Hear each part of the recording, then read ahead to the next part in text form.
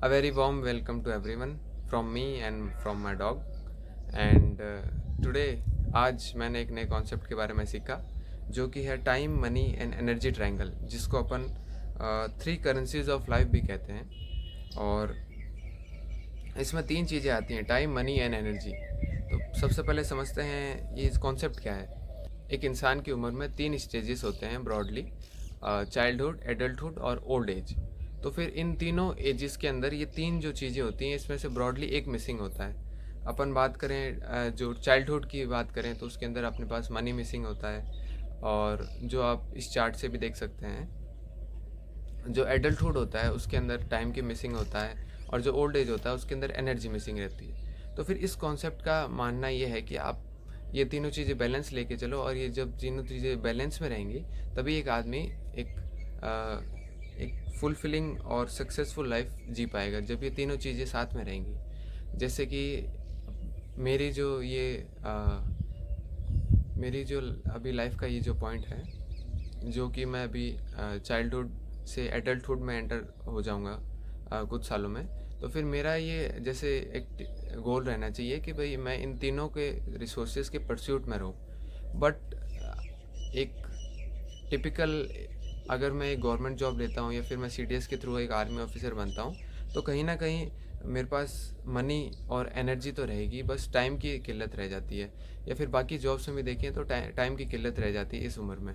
तो फिर आपको अगर हेल्दी और सक्सेसफुल लाइफ चाहिए तो फिर आपको ये तीनों बैलेंस करना पड़ेगा।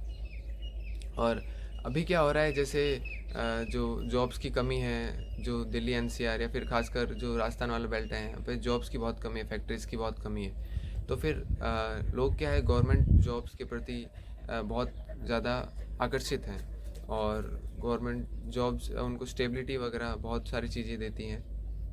बट इसके यही इनके चैलेंजेस हैं कि भाई जो घर वाले होते हैं या फिर जो सोसाइटी होती है, अपन को गवर्नमेंट जॉब इनडायरेक्टली डायरेक्टली अपने दिमाग के ऊपर ये बिठा देती है कि गवर्नमेंट जॉब ही बेस्ट होती है।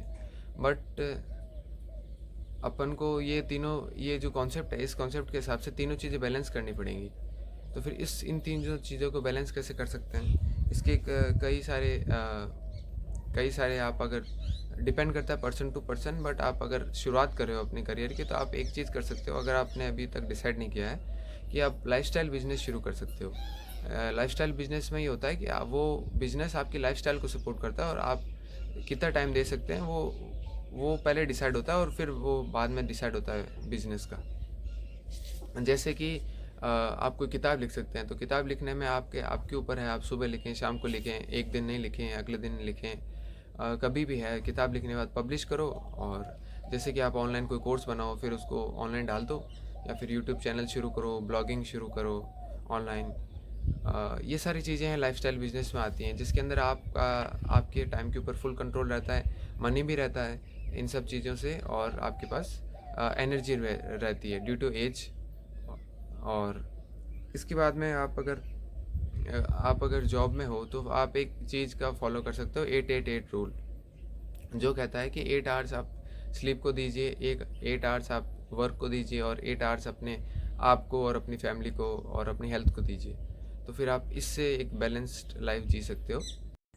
तो जो इम्पोर्टेंस ऑफ टाइम है और कैसे टाइम हैप्पीनेस से जुड़ा हुआ है, ये एक किताब है साइकोलॉजी ऑफ मनी, जो कि लिखी है मॉर्गन हाउसेल ने। इसमें एकदम आराम से समझाया गया है। जैसे वो कहते हैं कि the greatest value money can buy is control over your time, and having freedom to decide how to spend your days is the highest form of wealth and a key to happiness. Without control of your time, wealth feels less meaningful because feeling trapped or rushed reduces life satisfaction. True financial success means gaining the flexibility to live life on your own terms. तो ये उनका मानना है। और फिर मैं उनके कुछ प्रैक्टिकल रिकमेंडेशंस देना चाहूँगा, जो वो बताते हैं to gain control over your time. सबसे पहला है कि भाई डिफाइन इनफ, कि आपके लिए क्या इनफ है। नहीं तो आप फिर लालच में आप भागते रहेंगे और टाइम को कॉम्प्रोमाइज़ करके और वेल्थ को बनाते रहेंगे। और दूसरा है कि भाई स्टेडीली लॉन्ग टर्म फ्रीडम पे काम करिए, और ना कि एकदम से वेल्थ एक्यूमुलेशन पे एक यंग एज में, जिससे आप स्ट्रेस और बर्नआउट नहीं होंगे। तीसरा था कि भाई अवॉइड एक्सट्रीम फाइनेंशियल डिसीजंस और एक बैलेंस करके चलिए सेविंग्स, स्पेंडिंग्स और फ्री टाइम में। चौथा है प्रायोरिटाइज फ्लेक्सिबिलिटी एंड फ्रीडम। जो आप फ्लेक्सिबिलिटी और फ्रीडम को प्रायोरिटाइज करिए, ना कि आपके स्टेटस सिंबल या फिर मटेरियल पोजीशंस को, ना कि आप कोई कार खरीद रहे हैं या फिर कुछ बड़ा सा घर खरीद रहे हैं प्योरली फॉर मटेरियल, ताकि लोगों को वही दिखाया जा सके कि मेरे पास ये है वो है। तो फिर इसके ऊपर आप प्रायोरिटाइज करिए कि आप अपनी फ्लेक्सिबल हो, आप फ्री हो, आप कोई भी टाइम के साथ में आप कुछ भी कर सकते हो। ध्यान रखिए कि आप जितना आपका कम लालच रहेगा उतना ही आप कम हाथ पैर मारेंगे और उतना ही आपके पास ज़्यादा टाइम रहेगा। कुछ लोग जैसे होते हैं जो अपनी नौकरी करते हैं, नौकरी के जो फ्री टाइम मिलता है उसमें ही सोचते रहते हैं कि कैसे अपनी वेल्थ को और से ज़्यादा इन्वेस्ट करें, कैसे स्टॉक्स में लगे रहते हैं फ्री टाइम में।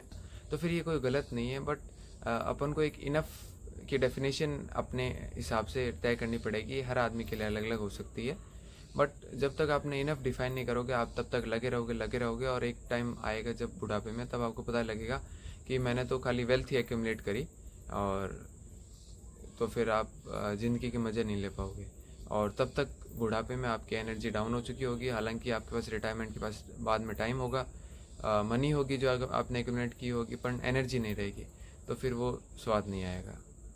तो फिर ये था आज का कॉन्सेप्ट। उम्मीद करूँगा आपको अच्छा लगा होगा। अगर आपने कुछ नया सीखा हो तो लाइक करिएगा। Thank you.